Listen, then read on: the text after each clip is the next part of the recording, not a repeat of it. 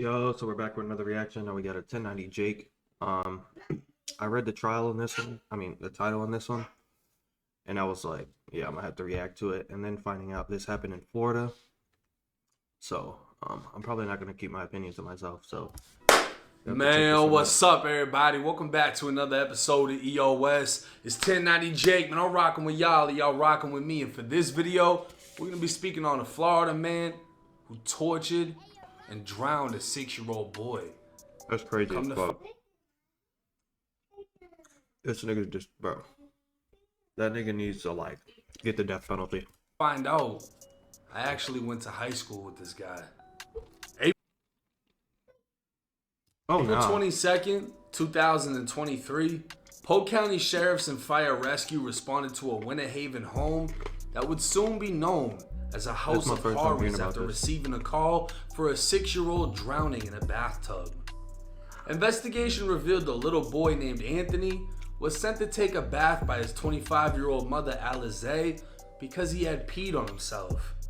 20 minutes would go by before Alizé's husband, 28-year-old Trey Seymour, went to check on the child. The bathroom door was locked, so Trey went to the basement to find a key, but would end up having to use There's basements in Florida? a metal fork to pry open the door. That's when he saw 6-year-old Anthony face down in the bathtub with his feet under the faucet. The stepfather removed the boy from the tub, draining the water and beginning CPR while he yelled for the boy's mother to call 911. Anthony was transported to a local hospital before being airlifted to St. Joseph's Hospital in Tampa. Both locations would contact law enforcement over concerning signs of abuse, as the boy had multiple open wounds and scars across his body.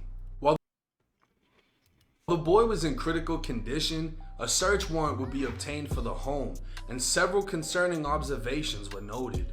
The lights on the side of the home 3 children were kept didn't work, and the bathroom the little boy was found in had no electricity because Trey had turned off the breaker weeks prior. The bathroom had 2 doors, both of which were closed at the time, meaning the 6-year-old boy was told to bathe in complete darkness as his world faded into... Bro, what? What is wrong with these parents? Complete darkness. He was sent to this bathroom as punishment, as he wasn't trusted to shower in the master bathroom that had electricity. Polk County Sheriffs would make their way into the garage where they observed a dog cage, later learning this was 6-year-old Anthony's prison cell. Bro.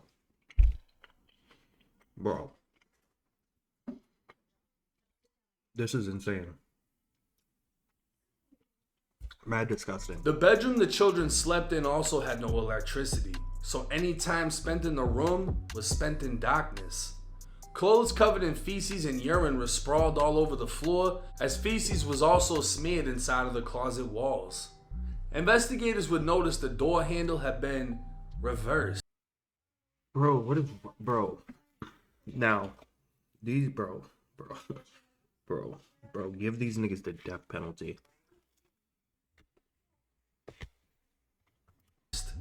Instead of the lock being on the inside of the room, the lock had been placed on the outside, so the children were able to be locked in.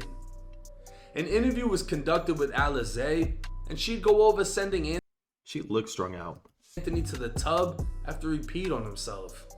20 minutes would pass before Trey checked on the child, and when asked what she was doing during those 20 minutes, she told investigators she was scrolling through TikTok. But her story was inconsistent. Initially, she said she went to check on the 6-year-old when he slammed the bathroom door, but when asked again, she said she never checked on him. She then claimed she can't remember anything clearly because when she thinks about it, it gives her anxiety, and when asked to search her cell phone, she denied the request. An interview was conducted with Trey, to which he gave consent to search his phone. Trey would tell investigators he recently deleted all of his texts between him and Alizé, but he normally deletes his texts.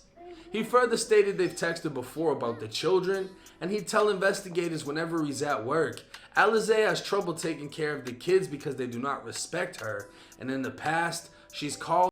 Yeah, but that you shouldn't be treating a child like that, regardless. Like, that's crazy. You put him on timeout, yeah, go sit in the room, go sit in the corner, not in a fucking cage. That's Him crazy. begging to come home so she doesn't have to go to jail. 2 days after Anthony was taken to the hospital, they conducted a brain scan with no results. Trying again, doctors would confirm the boy had no brain function and he was pronounced dead. Man, And rest in peace. an autopsy would confirm suspicions that there was evidence of prior abuse, resulting in scarring on the boy's body. 6 days after the drowning, investigators obtained a search warrant for Alizé's cell phone, revealing texts showing just how sinister the two parents were. Trey would write, "When I get there, the rooms that aren't plugged into cameras are getting their breaker turned off," confirming to police What type of punishment is that? that it wasn't that the kids' room and bathroom didn't have electricity, but that Trey would control the electricity as a form of power and punishment. Trey would call Anthony slow, as he told Alizé how he caught him stealing noodles off the counter. And on another day, Trey would ask where Anthony was, and Alizé would reply with, "Cage. He has to stay there. I don't want him out when I'm home." So even though Trey was the stepfather, Anthony's own blood mother was locking him in a dog cage because it was easier for her than parenting her son, who suffered in a shit-infested home without electricity and food. Which is crazy. Texts would continue as Trey said, "Anthony got out," referring to the dog cage. Once again, the poor 6-year-old boy was caught stealing food and placed into the cage while the two spoke on an open Child Protective Services case, where Trey said she's going to jail and Alizé replied saying, "Who gives a fuck?" Alizé what? would send Trey a video of the boy in the dog cage saying he was trying to sneak in the house.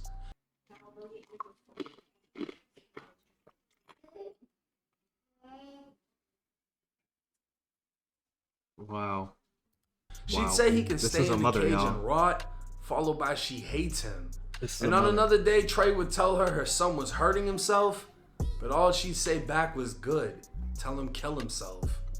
For a 6-year-old boy to be self-harming, imprisoned within a dog cage, and left in total darkness for hours at a time, it's That's unimaginable to comprehend how he must have felt and how bad he must have wanted to get away.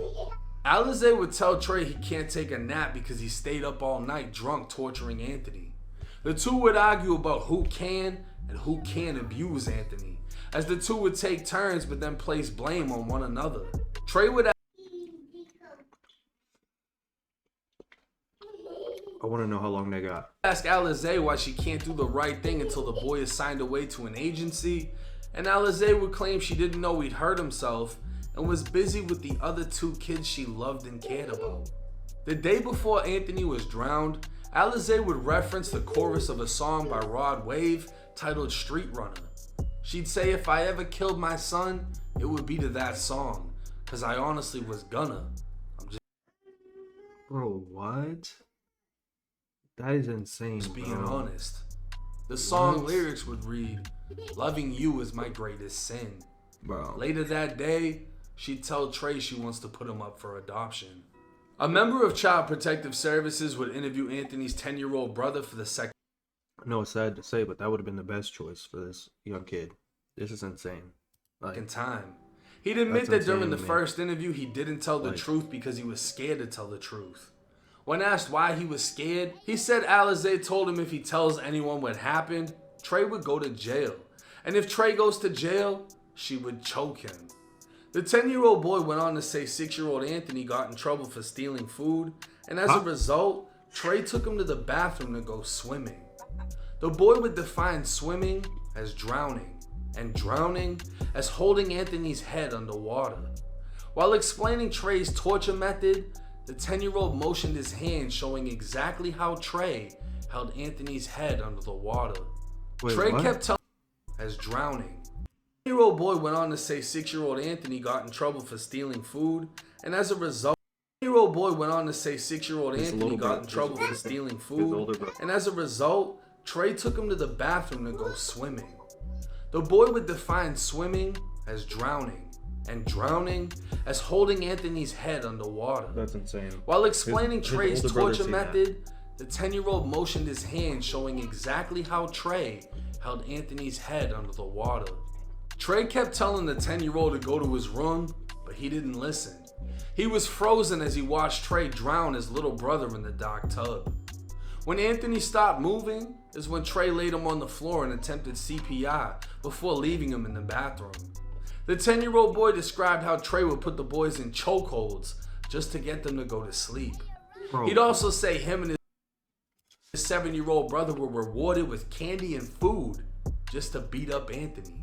Bro, They what? punched the 6-year-old until he was weak enough to get put in a dog cage where he'd remain for hours, while the 10 and 7-year-old would be locked in their bedroom.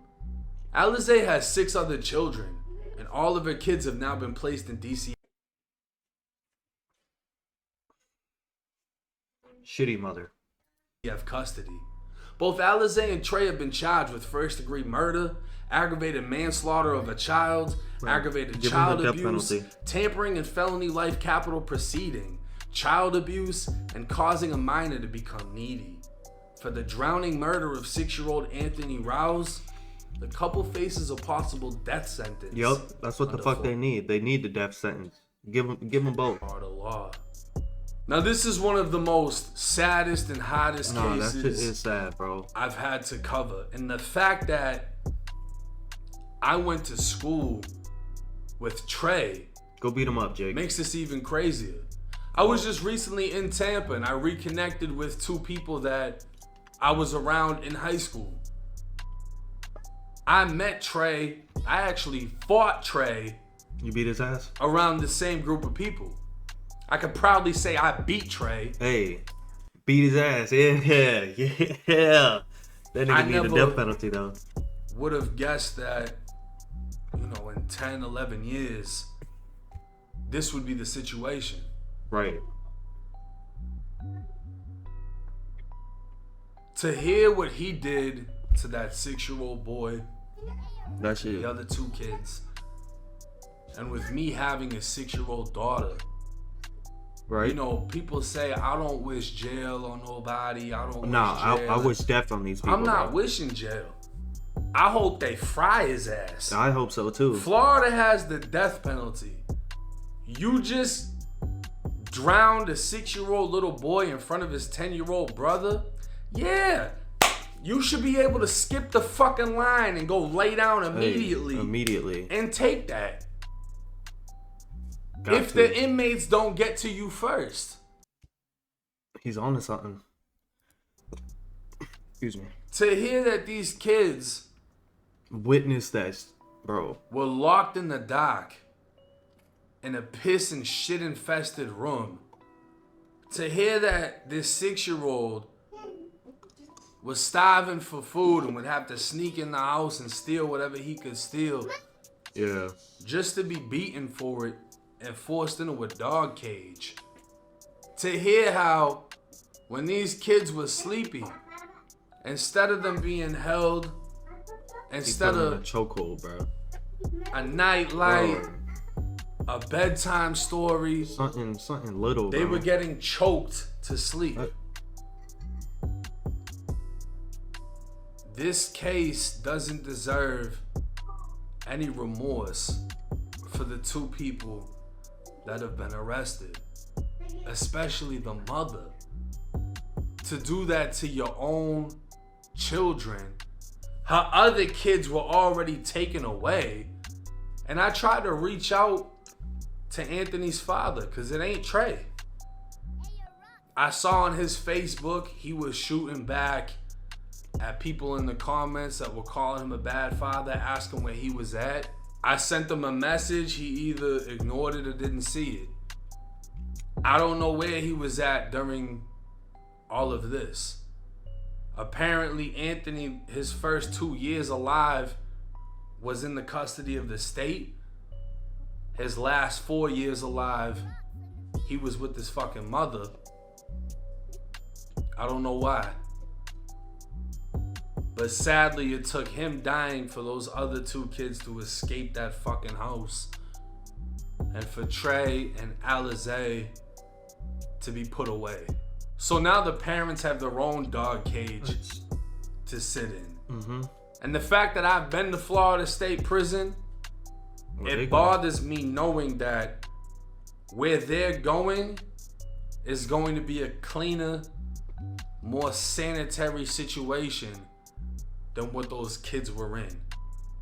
Those kids were in a worse prison than Florida State Prison. Rest in peace to that little boy. Rest in peace. Fuck the parents. Yep. Drop y'all's thoughts and comments in the comment section. It's 1090 Jake. I'm rocking with y'all, y'all rocking with me. Till next time. W video from Jake. Personally, I honestly think they need to get the death penalty. And we've been seeing a lot of stuff like this pop up recently with parents and stuff doing shit like this. That should be all mandatory death. Because first of all, why are you even doing that to a little kid, a child, and then having his siblings watch that and putting the other kid like that shit's sad, man. But make sure you guys like, comment, subscribe if you guys want more 1090 Jake video, shit like this, talking about cases. Let me know down below. I'll definitely cover them. But without further ado, we're out. Give him the death penalty.